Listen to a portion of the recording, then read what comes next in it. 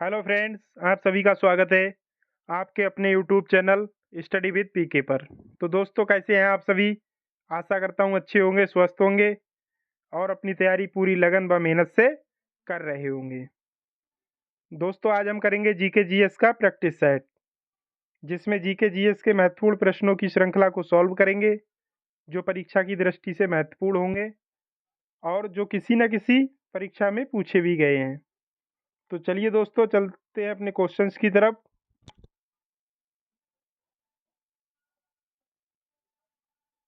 आज का हमारा पहला क्वेश्चन है, क्वेश्चन नंबर 1। भारत ने वर्ष खाली स्थान में अपना राष्ट्रीय परिवार नियोजन कार्यक्रम शुरू किया। ऑप्शन नंबर ए 1947 में, ऑप्शन नंबर बी 1972 में, ऑप्शन नंबर सी 1980 में, ऑप्शन नंबर डी 1952 में। तो इसका राइट आंसर होगा दोस्तों ऑप्शन नंबर डी 1952 में। भारत विश्व का पहला देश है जिसने वर्ष 1952 में परिवार नियोजन के लिए राष्ट्रीय कार्यक्रम शुरू किया था। तो राइट आंसर होगा ऑप्शन नंबर डी 1952 में। Next question, question number 2। पर्यावरण को प्रदूषित करने वाले किसी भी ठोस, तरल या गैसीय पदार्थ की उपस्थिति को कहा जाता है। ऑप्शन नंबर ए वायु प्रदूषण, ऑप्शन नंबर बी पर्यावरणीय प्रदूषक, ऑप्शन नंबर सी जल प्रदूषण और ऑप्शन नंबर डी पर्यावरण प्रदूषण। तो इसका राइट आंसर होगा दोस्तों ऑप्शन नंबर बी पर्यावरणीय प्रदूषक। पर्यावरण को प्रदूषित करने वाले किसी भी ठोस, तरल या गैसीय पदार्थ की उपस्थिति को पर्यावरणीय प्रदूषक कहा जाता है। वे पदार्थ जो प्रदूषण फैलाते हैं उन्हें प्रदूषक कहते हैं, जैसे गैसें हैं, धूल है, धुआं है, अम्ल है, यूरेनियम और शोर आदि।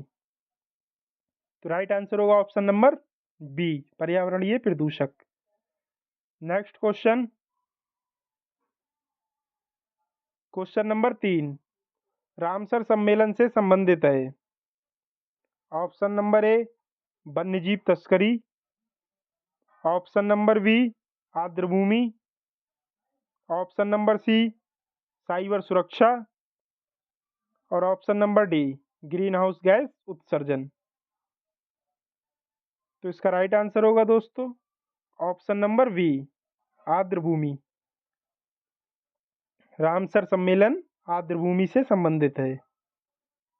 पूरी दुनिया में 2 फरवरी को विश्व आर्द्रभूमि दिवस मनाया जाता है। Next question, question number 4। Rio de Janeiro Brazil में पृथ्वी सम्मेलन किस वर्ष में आयोजित किया गया था? ऑप्शन नंबर ए 1994 में, ऑप्शन नंबर बी 1990 में, ऑप्शन नंबर सी 1992 में और ऑप्शन नंबर डी 1998 में।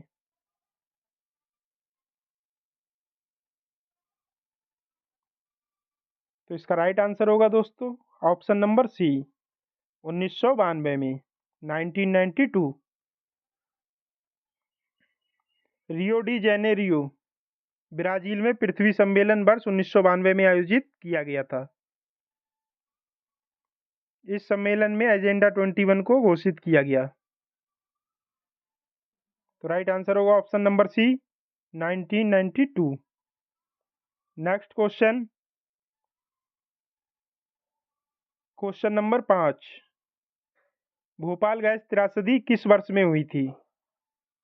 ऑप्शन नंबर ए 1986 में, ऑप्शन नंबर बी 1988 में, ऑप्शन नंबर सी 1984 में, ऑप्शन नंबर डी 1982 में। तो इसका राइट आंसर होगा दोस्तों ऑप्शन नंबर सी 1984 में। भोपाल गैस त्रासदी की घटना वर्ष 1984 में घटित हुई थी। दिसंबर 1984 की रात भोपाल में union carbide India limited company के प्लांट से मिथाइल आइसोसाइनाइड गैस का रिसाव हुआ था, जिससे हजारों की मौत हुई थी और लाखों लोग प्रभावित हुए थे। तो राइट आंसर होगा ऑप्शन नंबर सी, 1984 में। Next question, question number 6। राष्ट्रीय हरित अधिकरण नेशनल ग्रीन ट्रिब्यूनल ट्रिब्यूनल वर्ष में स्थापित किया गया था? ऑप्शन नंबर ए 2010 में, ऑप्शन नंबर बी 2015 में, ऑप्शन नंबर सी 2005 में और ऑप्शन नंबर डी 2020 में।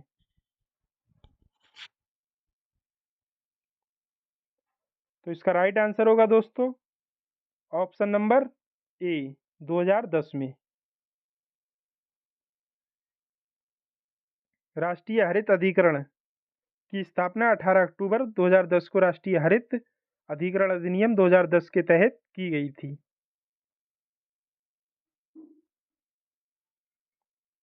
तो राइट आंसर होगा ऑप्शन नंबर ए 2010। Next question, question number 7। निम्नलिखित में से सबसे पुराना अधिनियम कौन सा है? ऑप्शन नंबर ए जल प्रदूषण निवारण और नियंत्रण अधिनियम, ऑप्शन नंबर बी पर्यावरण संरक्षण अधिनियम, ऑप्शन नंबर सी वायु प्रदूषण निवारण और नियंत्रण अधिनियम, ऑप्शन नंबर डी राष्ट्रीय हरित अधिकरण अधिनियम। तो इसका राइट आंसर होगा दोस्तों ऑप्शन नंबर ए जल प्रदूषण निवारण और नियंत्रण अधिनियम।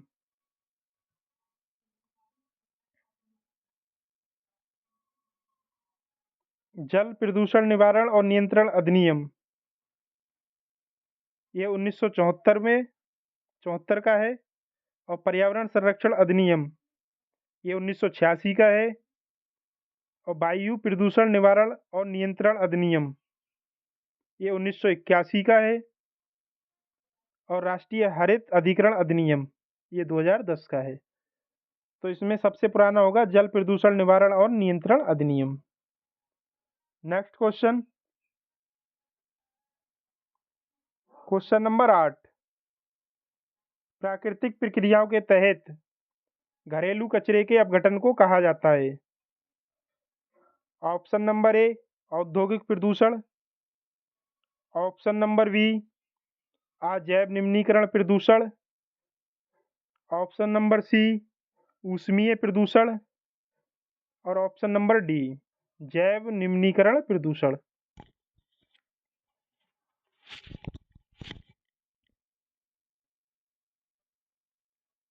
तो इसका राइट आंसर होगा दोस्तों ऑप्शन नंबर डी जैव निम्नीकरण प्रदूषण।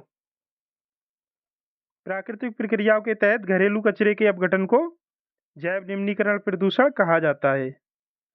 यह घरेलू उपार्जक पदार्थ होते हैं जिनका विघटन प्रकृति में आसानी से हो जाता है। तो right answer option number D जैव निम्नीकरण प्रदूषण। Next question, question number 9। प्रदूषण नियंत्रण के लिए देश का शीर्ष संगठन है? ऑप्शन नंबर ए पर्यावरण प्रदूषण नियंत्रण प्राधिकरण, ऑप्शन नंबर बी पर्यावरण वन और जलवायु परिवर्तन विभाग, ऑप्शन नंबर सी प्रदूषण नियंत्रण योजना कक्ष और ऑप्शन नंबर डी केंद्रीय प्रदूषण नियंत्रण बोर्ड। तो इसका राइट आंसर होगा दोस्तों ऑप्शन नंबर डी केंद्रीय प्रदूषण नियंत्रण बोर्ड। Right answer. केंद्रीय प्रदूषण नियंत्रण बोर्ड देश में प्रदूषण नियंत्रण के कार्यान्वयन की सर्वोच्च संस्था है। इसकी स्थापना जल प्रदूषण निवारण एवं नियंत्रण अधिनियम 1974 के अधीन वर्ष 1974 में की गई थी। तो राइट आंसर होगा ऑप्शन नंबर डी केंद्रीय प्रदूषण नियंत्रण board. Next question, question number 10, किस पुरस्कार को ग्रीन ऑस्कर कहा जाता है? ऑप्शन नंबर ए, ऊर्जा विश्व पुरस्कार। ऑप्शन नंबर बी, बिटली पुरस्कार। ऑप्शन नंबर सी, विश्व संरक्षण पुरस्कार। Option number D, green flag पुरस्कार।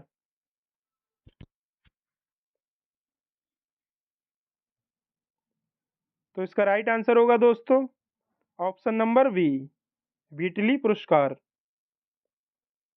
बिटली पुरस्कार को ग्रीन ऑस्कर कहा जाता है।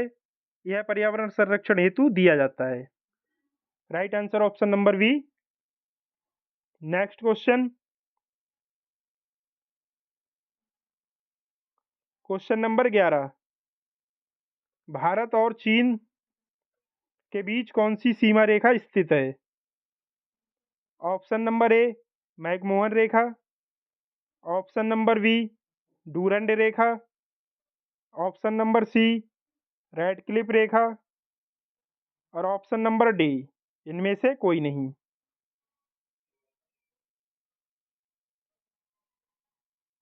तो इसका राइट आंसर होगा दोस्तों ऑप्शन नंबर ए, मैकमोहन रेखा। मैकमोहन रेखा भारत तथा चीन के बीच विभाजन रेखा है, जो भारत तथा चीन को अलग करती है। तो राइट आंसर होगा ऑप्शन नंबर ए, मैकमोहन रेखा। Next question, question number 12, Radcliffe रेखा द्वारा भारत और किस देश के बीच सीमांकन किया जाता है, किया गया था? ऑप्शन नंबर ए, चीन। Option number B, Nepal. Option number C, Pakistan. और ऑप्शन नंबर डी, अफगानिस्तान।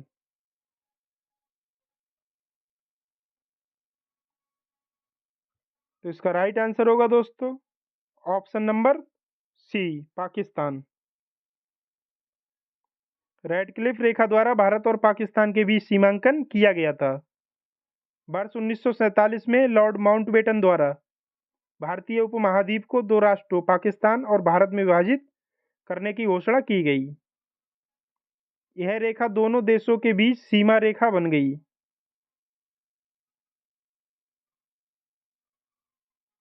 तो राइट आंसर होगा option number C, Pakistan. Next question,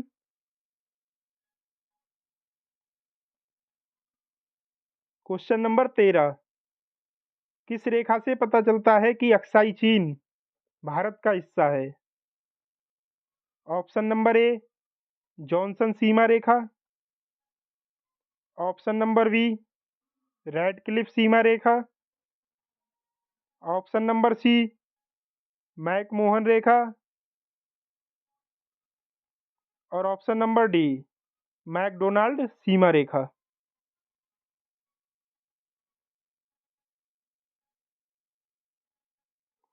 तो इसका राइट आंसर होगा दोस्तों ऑप्शन नंबर ए, जॉनसन सीमा रेखा।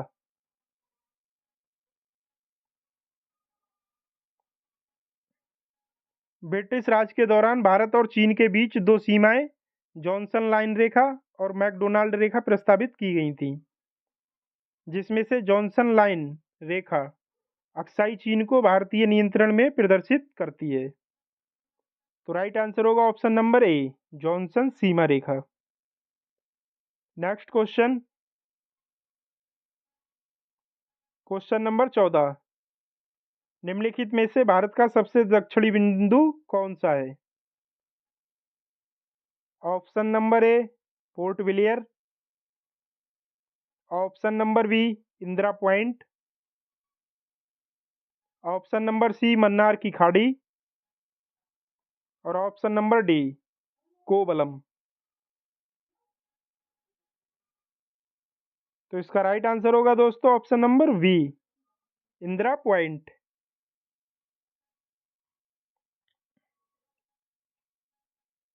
भारत का सबसे दक्षिणी बिंदु इंदिरा पॉइंट है। Next question, question number 15, Bharat के किस राज्य को चीनी का कटोरा कहा जाता है? Option number A Uttar Pradesh, option number B Himachal Pradesh, option number C Tamil Nadu और ऑप्शन नंबर डी आंध्र प्रदेश।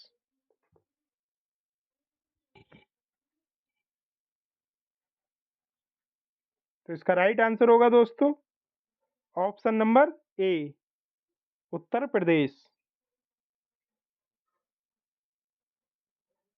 सर्वाधिक गन्ना उत्पादन के कारण उत्तर प्रदेश को चीनी का कटोरा कहा जाता है। तो राइट आंसर होगा option number A Uttar Pradesh. Next question, question number 16,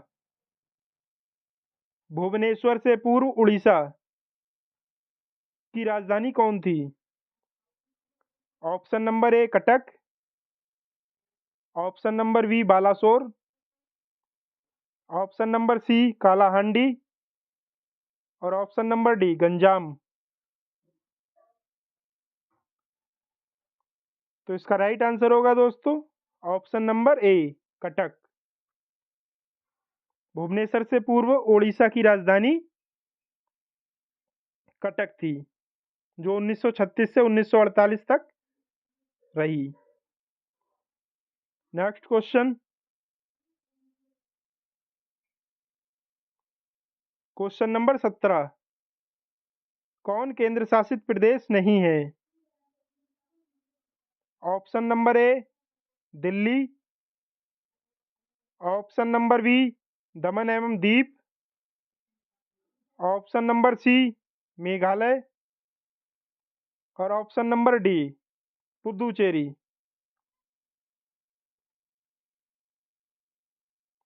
option तो राइट आंसर होगा दोस्तों ऑप्शन नंबर सी मेघालय।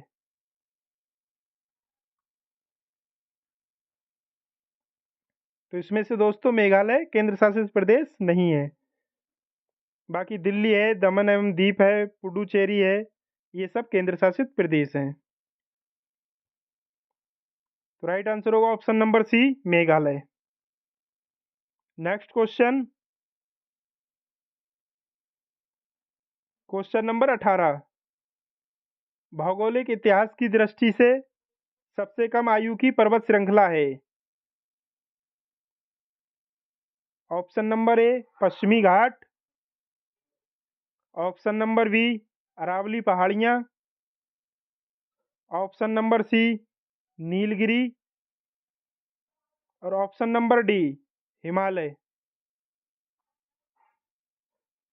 तो इसका राइट आंसर होगा दोस्तों option number D Himalaya. Himalaya एक नवीन बलित पर्वत है जो अभी निर्माणाधीन अवस्था में है तथा अरावली श्रेणी विश्व की प्राचीनतम मोड़दार श्रेणी है जो अब अपशिष्ट रूप में विद्यमान है। तो इसका राइट आंसर होगा option number D Himalaya. Next question, question number 19, Garo पहाड़ियाँ खालिस्तान में स्थित हैं?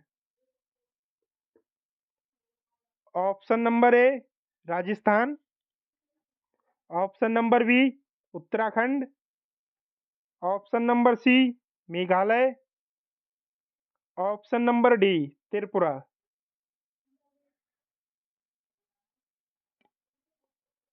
तो इसका राइट आंसर होगा दोस्तों ऑप्शन नंबर सी मेघालय।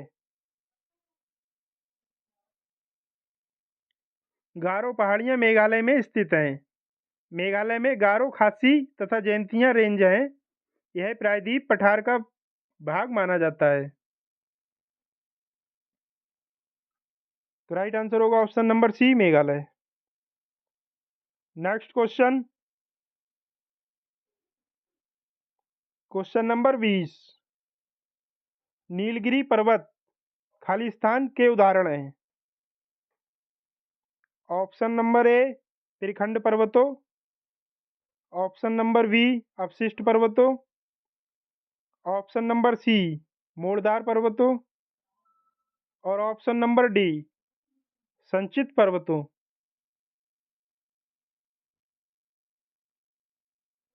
तो इसका राइट आंसर होगा दोस्तों ऑप्शन नंबर बी, अपशिष्ट पर्वतों। नीलगिरी पर्वत अपशिष्ट पर्वत का उदाहरण है। नीलगिरी भारत के दक्षिणी भाग में स्थित एक पर्वतमाला है। यह पर्वतमाला पश्चिमी घाट श्रृंखला का हिस्सा है। तो राइट आंसर होगा दोस्तों ऑप्शन नंबर बी, अपशिष्ट पर्वतों का। Next question, question number 21। Himalaya में पंगसन दर्रा खालिस्तान मिलाता है। ऑप्शन नंबर ए, सिक्किम को चीन से। Option number B, Arunachal Pradesh को म्यांमार से। ऑप्शन नंबर सी, हिमाचल प्रदेश को तिब्बत से।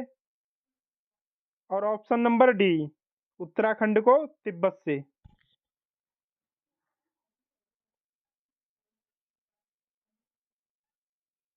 तो इसका राइट आंसर होगा दोस्तों option number B, Arunachal Pradesh को म्यांमार से।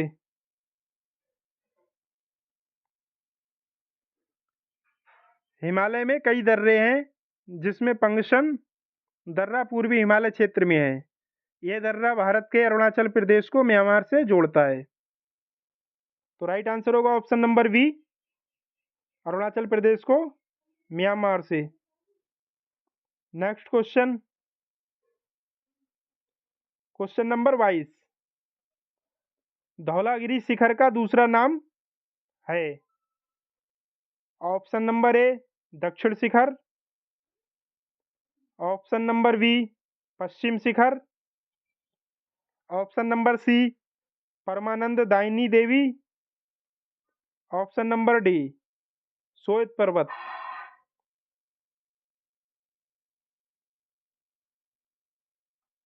तो इसका राइट आंसर होगा दोस्तों ऑप्शन नंबर डी, श्वेत पर्वत। धौलागिरी पर्वत नेपाल में हिमालय पर्वत श्रृंखला का एक भाग है। इसका नाम संस्कृत के दो शब्दों से लिया गया है, धौल प्लस गिरी, अर्थात श्वेत पर्वत। तो इसका राइट आंसर होगा दोस्तों ऑप्शन नंबर डी, श्वेत पर्वत। नेक्स्ट क्वेश्चन,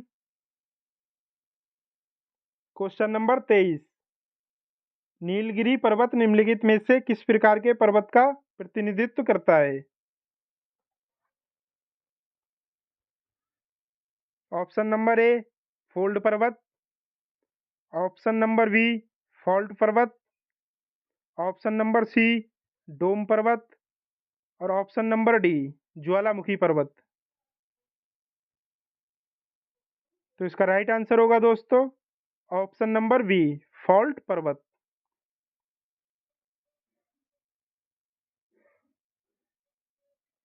नीलगिरी पर्वत श्रृंखला तमिलनाडु, कर्नाटक तथा केरल में आती है।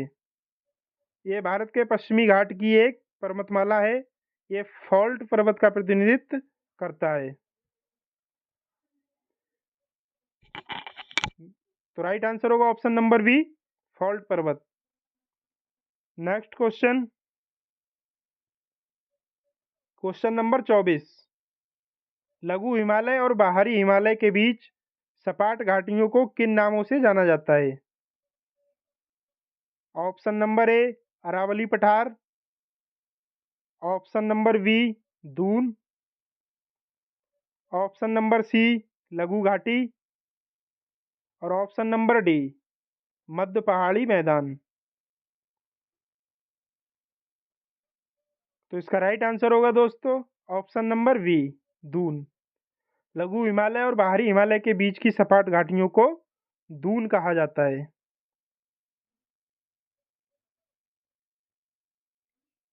Right answer option number B. Next question, question number 25। निम्न में से किस भारतीय पर्वत को ब्लू माउंटेन कहा जाता है। Option number A, Gaya. Option number B, Phawngpui. Option number C, Bind. और option number D, Rimo first. तो इसका राइट आंसर होगा दोस्तों option number B Phawngpui. Mizoram राज्य की सबसे ऊंची चोटी फोंगपुई को ब्लू माउंटेन के नाम से जाना जाता है। इसकी ऊंचाई 2157 मीटर है। तो राइट आंसर होगा option number B Phawngpui. Next question, question number 27। कौन सा दर्रा सिक्किम को चीन के तिब्बत स्वायत्त क्षेत्र से जोड़ता है? Option number A Nathula, option number B Aghil दर्रा, ऑप्शन नंबर सी चांगला दर्रा और ऑप्शन नंबर डी जोजिला दल्ला दर्रा। तो राइट आंसर होगा दोस्तों ऑप्शन नंबर ए नाथुला दर्रा। नाथुला दर्रा सिक्किम को चीन के तिब्बत स्वायत्त क्षेत्र से जोड़ता है। यह दर्रा चीनी क्षेत्र में तिब्बत पठार की चुंबी घाटी में खुलता है। नाथुला भारत एवं चीन के बीच तीसरा व्यापार पॉइंट है।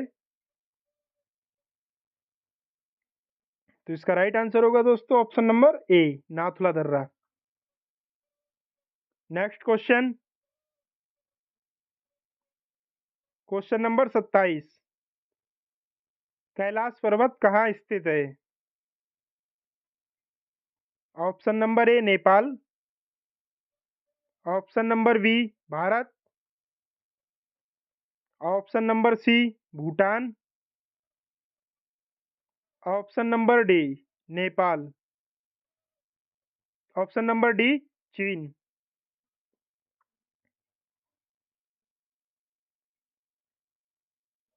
तो इसका राइट आंसर होगा दोस्तों ऑप्शन नंबर डी चीन। कैलाश पर्वत तिब्बत के दक्षिण पश्चिम भाग पर स्थित हिमालय की एक चोटी है। कैलाश पर्वत चीन के सीमा में स्थित है। तो राइट आंसर होगा ऑप्शन नंबर डी चीन। Next question, question number 28। इलायची पहाड़ियां निम्नलिखित में से किस पर्वत श्रृंखला में स्थित हैं? ऑप्शन नंबर ए बिंद, ऑप्शन नंबर बी पश्चिमी घाट, ऑप्शन नंबर सी पूर्वांचल और ऑप्शन नंबर डी पूर्वी घाट। तो इसका राइट आंसर होगा दोस्तों ऑप्शन नंबर बी पश्चिमी घाट। इलायची पहाड़ियां भारत के पश्चिमी घाट पर्वतमाला की पहाड़ियां हैं। भारत के भौगोलिक दृष्टिकोण से यह दक्षिण भारत की एक पहाड़ी है जो अन्नामलाई पहाड़ियों के क्षेत्र में स्थित है।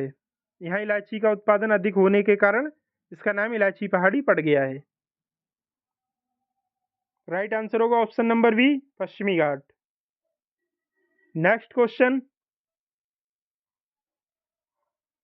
Question number 29। निम्न में से गेहूं की खेती के लिए कौन सी मिट्टी उचित है? ऑप्शन नंबर ए काली मिट्टी, ऑप्शन नंबर बी लाल मिट्टी, ऑप्शन नंबर सी भूरी मिट्टी और ऑप्शन नंबर डी दोमट मिट्टी।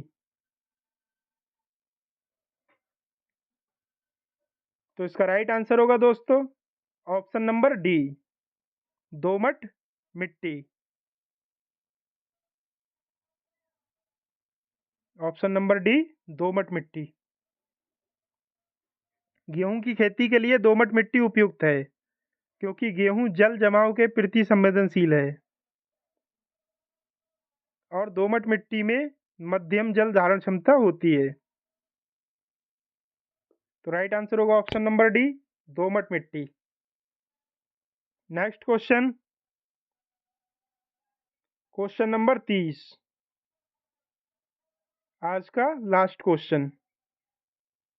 चोस और डुआर्स जैसे गिरपद मैदान में मौजूद मृदा खालिस्तान होती है। ऑप्शन नंबर ए जलोढ़ मृदा, ऑप्शन नंबर बी काली मृदा, ऑप्शन नंबर सी लैटेराइट मृदा, और ऑप्शन नंबर डी लाल और पीली मृदा। तो इसका राइट आंसर होगा दोस्तों ऑप्शन नंबर ए जलोढ़ मृदा। चोस और डुआर्स जैसे गिरिपद मैदानों में मौजूद मृदा जलोढ़ मृदा होती है। राइट आंसर ऑप्शन नंबर ए जलोढ़ मृदा। तो दोस्तों इसी के साथ आज का हमारा सेशन समाप्त होता है। अगर क्लास अच्छी लगी हो तो लाइक करें, कमेंट करें और चैनल को सब्सक्राइब करना ना भूलें। तो दोस्तों मिलते हैं नेक्स्ट सेशन में नेक्स्ट क्लास के साथ। तब तक के लिए टाटा बाय बाय।